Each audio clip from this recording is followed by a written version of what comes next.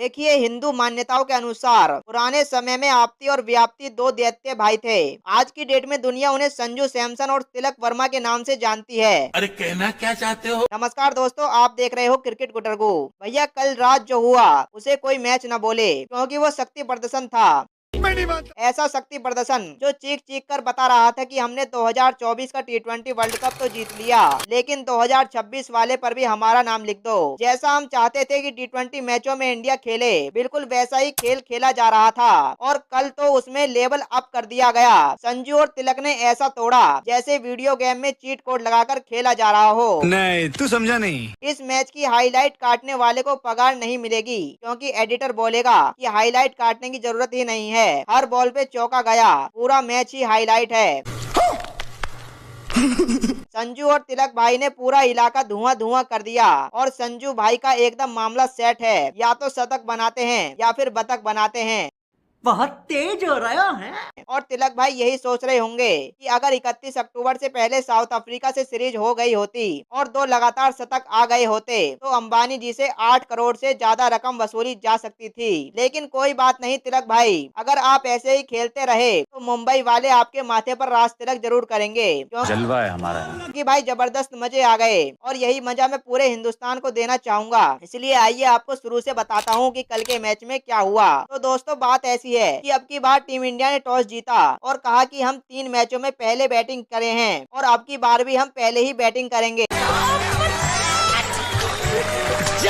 Match शुरू हुआ। संजू के सामने मार्को यानसन था, जो पिछले 2 लगातार मैचों से संजू को खाता भी नहीं खोलने दे रहा था। कल भी पहले ओवर में संजू को परेशान करना शुरू किया। एच निकला और स्लिप के बहुत करीब गिरा, लेकिन इसी ओवर में अभिषेक शर्मा को भी एक बेहतरीन बाउंसर लगाई गई। लेकिन दोनों बल्लेबाजों ने जैसे पहला ओवर निकाला, उसके बाद तो तांडव मचाया। भाई साहब, जो तांडव मचाया, शास्त्रों में उसे त्राहिमाम कहा जाता है। पहले विकेट के लिए पावर प्ले के अंदर 73 रनों की पार्टनरशिप हो गई। अभिषेक शर्मा बड़ा स्कोर बनाने से पीछे रह गए, लेकिन संजू और तिलक का तो कोई असर ही नहीं हुआ।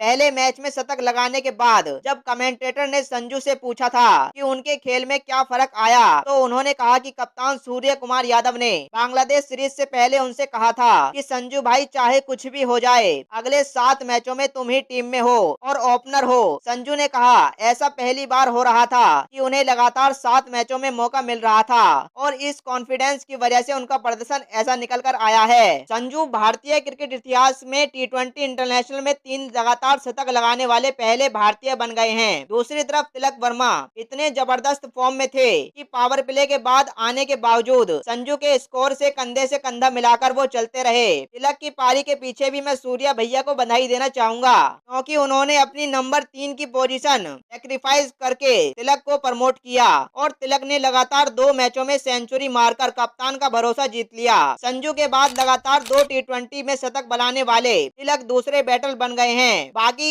इस मैच में कितने रिकॉर्ड टूटे, अगर मैं वो बताना शुरू कर दूं तो भाई साहब, आप लोग रात तक ये वीडियो देखते रहोगे। फिलहाल एक बेहतरीन रिकॉर्ड सुन लो कि T20 इंटरनेशनल में पहली बार ऐसा हुआ है कि एक ही इनिंग में 2 बल्लेबाजों ने शतक लगा दिया और बस इसी वजह से टीम इंडिया ने 283 रनों का भारी भरकम टोटल खड़ा किया। यहाँ तक तो एक बात क्लियर हो गई थी कि साउथ अफ्रीका ये मैच जीतने से रही। जिसको लग रहा था कि साउथ अफ्रीका 284 रन बना लेगी, वो अपने घर में ही गलतफहमी में रहता है। ये बड़ी अच्छी बात कही आप। लेकिन ये मैच सिर्फ सीरीज डिसाइडर के लिए इम्पोर्टेंट नहीं था। ये मैच इसलिए भी इम्पोर्टेंट था क्योंकि ओकेशन से पहले ये आखिरी T20 सीरीज थी। हालांकि इस सीरीज में कई स्टार परफॉर्मेंस अपनी अपनी टीमों के लिए ऑलरेडी रिटर्न खिलाड़ी हैं, जैसे तिलक वर्मा, संजू सैमसन और वरुण चक्रवर्ती। लेकिन कुछ खिलाड़ी ऐसे भी हैं जिनको उनकी टीम ने रिटर्न नहीं किया। उनके पास मौका था बेहतरीन प्रदर्शन करने का और अर्शदीप सिंह ने बिल्कुल वैसा ही किया।